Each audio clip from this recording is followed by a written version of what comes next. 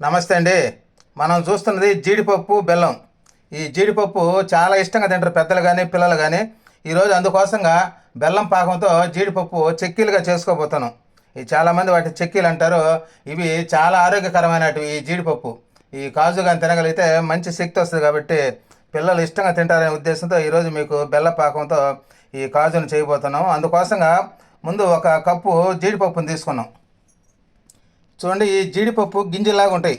వాటిని మనం రెండు ఒప్పుల్లాగా విడదీసుకోవాలి. చూడండి, ఆ విధంగా విడివిడిగా చేసుకుంటే మనం బెల్లం పాకంలోకి బాగా ఉంటుంది. తినేదానికి కూడా చాలా టేస్టీగా ఉంటాయి అన్నమాట ఇవి. చూడండి, ఆ విధంగా అన్నీ చేసి పెట్టుకోవాలి, రెండు రెండు ఒప్పులుగా. చూడండి, ఆ విధంగా ఒప్పులుగా చేసుకున్నాం, విడివిడిగా చేసి పెట్టుకోవాలి.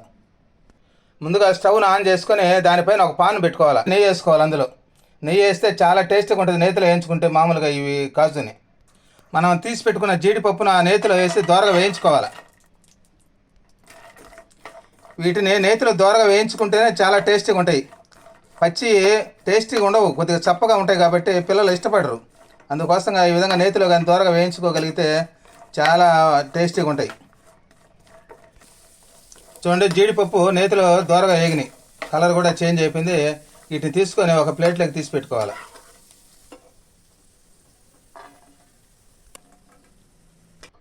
ఈ విధంగా ఒక ప్లేట్లోకి తీసుకొని పక్కన పెట్టుకోవాలి. స్టవ్ పైన ఒక బౌల్ పెట్టుకొని మనం తీసి పెట్టుకున్న బెల్లాన్ని జీరా చేసుకోవాలి. ఇందులో ఒక కప్పు బెల్లానికి పావు కప్పు వాటర్ వేసుకోవాలి. అందులో వేసుకొని కరిగించుకోవాలి.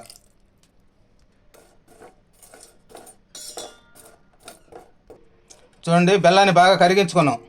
ఇప్పుడు దీన్ని ఫిల్టర్ చేసుకోవాలి. ఒక బాండల్లోకి మనం ఆ జీరాని వడగట్టుకోవాలి. అందులో నలుసులు అలాంటివి లేకుండా శుభ్రంగా దాన్ని వడగట్టుకోవాలి. మనం వడగట్టుకున్న బెల్లపు జీరాని చిన్న మంట పైన పాకం వచ్చేదాకా బాగా ఆ విధంగా కలుపుకుంటుండాలి. ఈ బెల్లం పాకము మాడిపోకుండా కలుపుకుంటుండాలి. ఆ విధంగా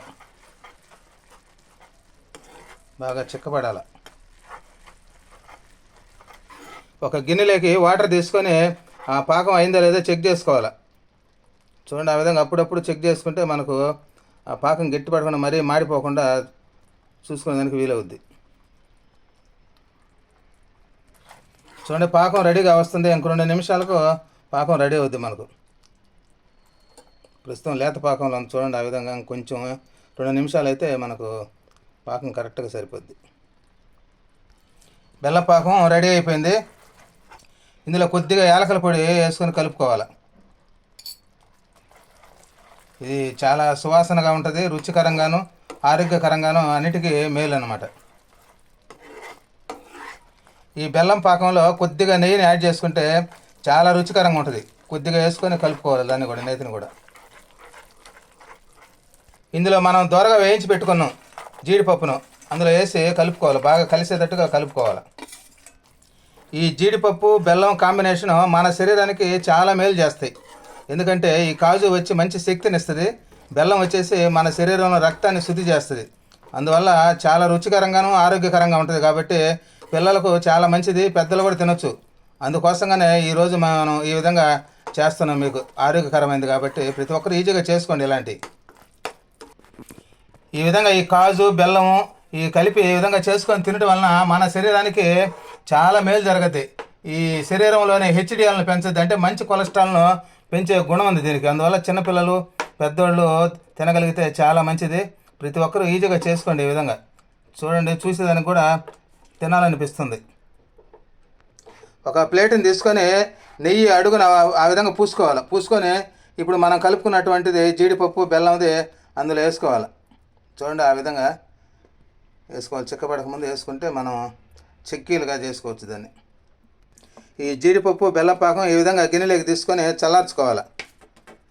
కొద్దిసేపు చల్లారనిస్తే గట్టిపడుద్ది. అప్పుడు మనకు నచ్చిన విధంగా చేసుకోవచ్చు. అది ఈ బెల్లము జీడిపప్పు కాంబినేషన్ తినగలిగితే రోగ నిరోధక శక్తిని పెంచే గుణం ఉంది ఇందులో.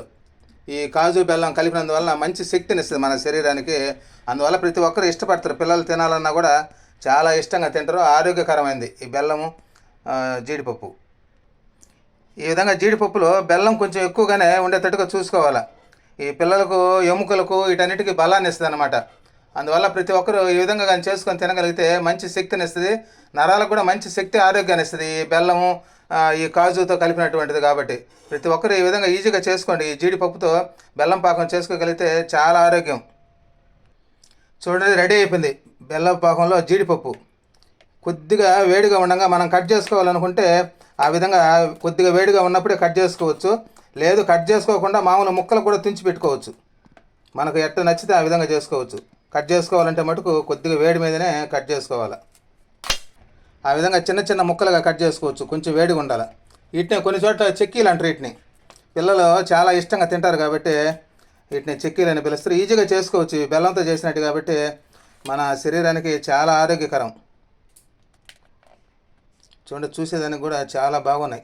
మనం అంగట్లో తెచ్చుకుంటుంటాం ఎక్కువగా పిల్లలకి ఈ విధంగా బెల్లంతో చేసినట్టు అనమాట జీడిపప్పు, వాటిలాగానే ఉన్నాయి.